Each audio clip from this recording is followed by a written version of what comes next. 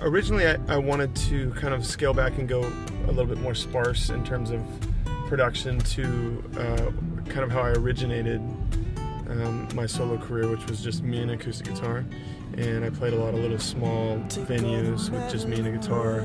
And I felt like, although I loved making my record before that called Remain, which it's much more lush in production, bigger production, and this one I wanted to kind of scale it back and make it a little simpler. And so that was kind of the original idea, was just to have some really intimate, honest songs with a lot less production. So and make it an EP and kind of give something to the fans until the next big record that we do, which I'll probably do. The next record will probably be kind of a mixture of Remain and Metal and Wood, where there'll be some big songs, but there'll also be some more intimate songs where you feel like you're sitting in a room with me and just me and guitar. I think that you can't help but feel that way when you live in today's world. You know, especially in LA and anybody that lives in a city. Once you get out of the city, you realize how much your soul kind of misses the beauty of our created world,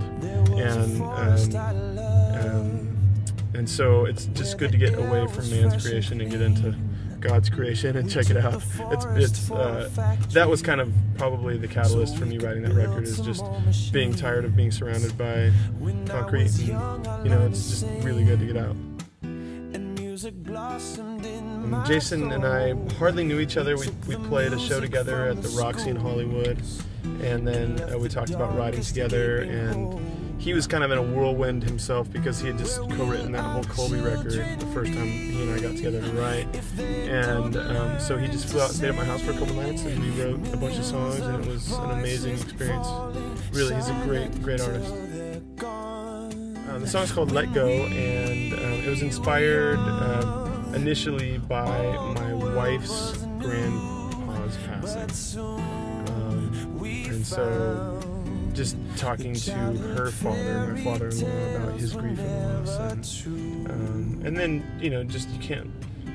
All of us have probably experienced somebody that we've lost, and there's that very difficult reality of trying to figure out how to let somebody go.